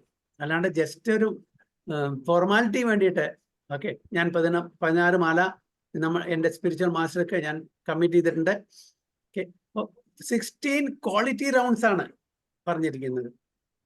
16 ക്വാളിറ്റി റൗണ്ട്സ്, അറ്റൻറ്റീവ് റൗണ്ട്സ്. അതാണ് ഇവിടെ അതിൻ്റെ ആ ഒരു criteria. Okay, so feelingly utter the holy name of the Lord. Whereas a man who utters the same holy name in great material satisfaction cannot be so sincere. A materially puffed up person may utter the holy name of the Lord occasionally, but he is incapable of uttering the name in quality. അപ്പോ ഇങ്ങനെ ഐശ്വര്യത്തിൽ മുഴുകി ജീവിക്കുന്ന ആൾക്കാർ എപ്പോഴെങ്കിലും ഭഗവാന്റെ നാമം ഉച്ചരിക്കുന്നുണ്ടായിരിക്കും, പക്ഷേ ഫീലിങ്ങോട് പോയിട്ട് അവർക്ക് അത് ഉച്ചരിക്കാൻ പറ്റില്ല, നാമം ജപിക്കാൻ പറ്റില്ല എന്നാണ് പറയുന്നത്. Therefore, the 4 principles of material advancement, namely high parentage, അതായത് കുലമഹിമ, good wealth, ധനം, high education, vidya, attractive beauty, സൗന്ദര്യം, are so to speak disqualification for progress on the path of spiritual advancement. Okay, ഇതില് നമുക്ക് അഹംഭാവം വന്നാൽ, അഹങ്കാരം വന്നാൽ ഇതൊരു ഡിസ്ക്വാളിഫിക്കേഷൻ, അല്ലെങ്കിൽ ഇത് ഡിസ്ക്വാളിഫിക്കേഷൻ. അപ്പൊ അതുകൊണ്ടാണ് നമ്മൾ പ്രഹ്ലാദ് മഹാരാജ്, ഭരത് മഹാരാജ്, പരീക്ഷിത് മഹാരാജ്, അംബരീഷ് മഹാരാജ് ഈ ഉദാഹരണങ്ങൾ എടുത്തത്. അവർക്ക് ഇതെല്ലാം ഉണ്ട്, എല്ലാം ഉണ്ട്. പക്ഷെ അവർക്ക് എന്താണ് ഇത് ഉള്ളത് ഒരു ഡിസ്ക്വാളിഫിക്കേഷൻ അല്ല. കാരണം അവർക്ക് മത്ത് പിടിച്ചിട്ടില്ല, അവർക്ക് ഭ്രാന്ത് പിടിച്ചിട്ടില്ല ഈ ഐശ്വര്യങ്ങളുടെ. ഇതെല്ലാം ഭഗവാന്റേതാണ്, എനിക്ക് താൽക്കാലികമായിട്ട് തന്നു എന്ന് അവർക്കറിയാം. ഈ ശരീരം കൂടിയും എൻ്റെ അല്ല. നമുക്ക് പറയാൻ പറ്റുമോ ഈ മൂക്ക് ഞാനൊക്കെ ഉണ്ടാക്കിയതാണ്, കണ്ണ് ഞാൻ ഉണ്ടാക്കിയതാണ്, തല ഞാൻ ഉണ്ടാക്കിയത് നമുക്ക് ക്ലെയിം ചെയ്യാൻ പറ്റുമോ? ഇത് കൈ, പക്ഷെ നമ്മൾ പറഞ്ഞത് ഇത് എൻ്റെതാണ്, ഇത് ഞാനാണ് പറയുന്നുണ്ട്. പക്ഷെ ഇതും കൂടി നമ്മുടേതല്ല, ഇതും കൂടി ഭഗവാൻ തന്നാണ് നമുക്ക്. എന്നിട്ട് നമ്മളുടേത് ഒന്നുമല്ല, എന്നിട്ട് നമ്മൾ അഹങ്കരിക്കുന്നു ഇതെല്ലാം എൻ്റേതാണ് പറയുന്നത്. അപ്പൊ ഈ 4ഉം അത് അയോഗ്യതല്ല. എപ്പോഴാണ് അത് അയോഗ്യത ആവുന്നത്, ഡിസ്ക്വാളിഫിക്കേഷൻ ആവുന്നത്? അതിൽ അഹങ്കരിക്കുമ്പോഴാണ് ഡിസ്ക്വാളിഫിക്കേഷൻ ആവുന്നത്. So the material covering of the pure spirit soul is an external feature as much as fever is an external feature of the unhealthy body. So ഈ കവറിങ്, ഈ ശരീരം നമ്മുടെ ഒരു എക്സ്റ്റേണൽ ഫീച്ചർ ആണ് എന്നാണ് ഉദാഹരണം പറയുന്നത്. അതായത് ഫീവർ ഒരു എക്സ്റ്റേണൽ ഫിനോമിനൻ ആണ്. ഓക്കെ, അത് നമ്മളുടെ ശരിക്കുള്ള ഇതല്ല. നമുക്കൊരു ബോഡി ടെമ്പറേച്ചർ ഉണ്ട്, റൂം ടെമ്പറേച്ചറും ബോഡി ടെമ്പറേച്ചറും ഡിഫറെന്റ് ആണ് അല്ലേ? നമ്മളുടെ ഉള്ളിൽ തന്നെ അഗ്നിയുണ്ട്. അപ്പൊ നമുക്ക് എല്ലാവർക്കും ഒരു ബോഡി ടെമ്പറേച്ചർ ഉണ്ട്. അപ്പൊ ഫീവർ വന്നാൽ അത് കൂടുന്നു, അത് നമ്മളുടെ നോർമൽ ടെമ്പറേച്ചർ അല്ല. അതെന്താണ് കാണിക്കുന്നത്? Unhealthy body. The general process is to decrease the degree of the fever and not to aggravate it by maltreatment. അപ്പൊ അതിന്റെ പ്രോസസ് എന്താണ്? പനി വന്നാൽ അതിനെ കുറയ്ക്കുക. ഓക്കെ, അതിനെ കുറയ്ക്കുകയാണ്, അത് ട്രീറ്റ്മെന്റ് എടുത്ത് അതിനെ കുറയ്ക്കണം, അതാണ് ചെയ്യേണ്ടത്. Sometimes it is seen that spiritually advanced persons become materially impoverished. അതായത് സാധാരണ ഒരു ഭക്തൻ, ഒരു ശുദ്ധ ഭക്തൻ, അവർക്ക് മെറ്റീരിയൽ പൊസഷൻസ് ഉണ്ടാവില്ല. അവര് ഉണ്ടെങ്കിലും അതിന് വില കൽപ്പിക്കില്ല. അവര് മെറ്റീരിയലി ദരിദ്രന്മാരായിരിക്കും, but spiritually they are perfect. അവരതിന് യാതൊരു വിലയും കൽപ്പിക്കില്ല. ഇതെല്ലാം ടെമ്പററി ആണെന്ന് വളരെ നന്നായിട്ട് അറിയുന്ന ആൾക്കാരാണ് ഭക്തന്മാര്. This is not discouragement. On the other hand, such impoverishment is a good sign as much as the falling of temperature is a good sign. The principle of life should be to decrease the degree of material intoxication, which leads one to be more and more illusion about the aim of life. എന്താണ് നമ്മളുടെ ആദർശം? എന്തായിരിക്കണം? അതായത് നമ്മളുടെ ഈ material intoxication, ഈ പല ഐശ്വര്യങ്ങളും നമുക്കുണ്ടെങ്കിൽ അതിനെക്കൊണ്ട് നമ്മൾ അഹംഭാവം ഉണ്ടാവാൻ പാടില്ല.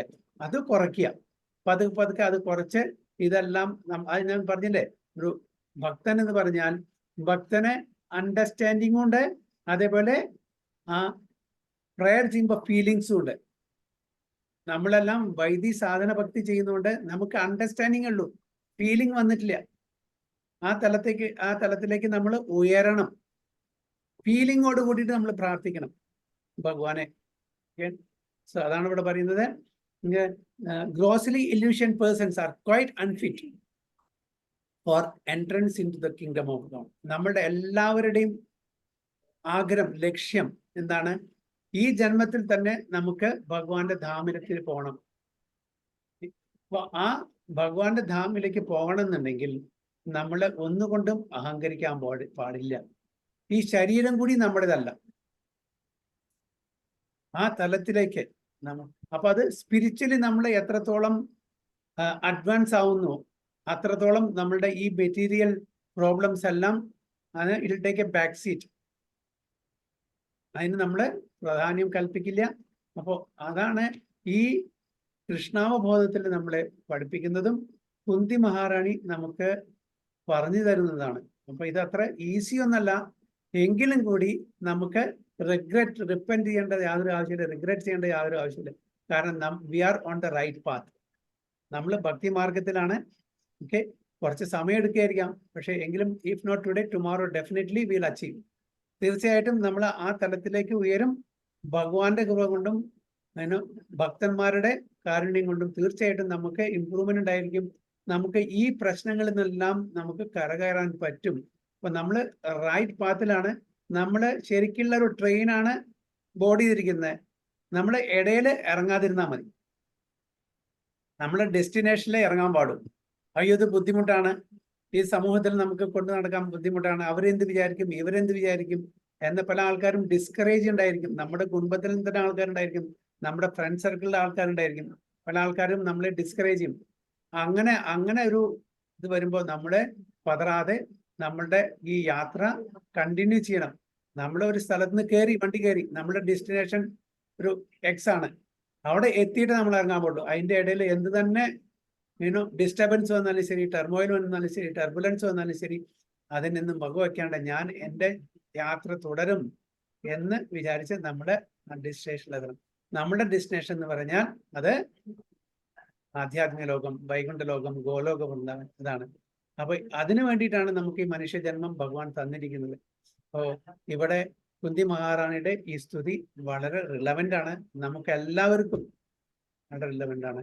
അപ്പോൾ ഇതിൽ നിന്ന് നമ്മൾ ഗുണപാഠങ്ങൾ പഠിച്ച് പതുക്കെ നമ്മൾക്ക് പറ്റുന്ന അനുസരിച്ചിട്ട് ഭഗവാനെ വളരെ ഫീലിങ്ങോട് കൂടിയിട്ട് ഭക്തിയുത സേവനം ചെയ്യാൻ നമ്മൾ ശ്രമിക്കുക, എല്ലാവരും ശ്രമിക്കണം.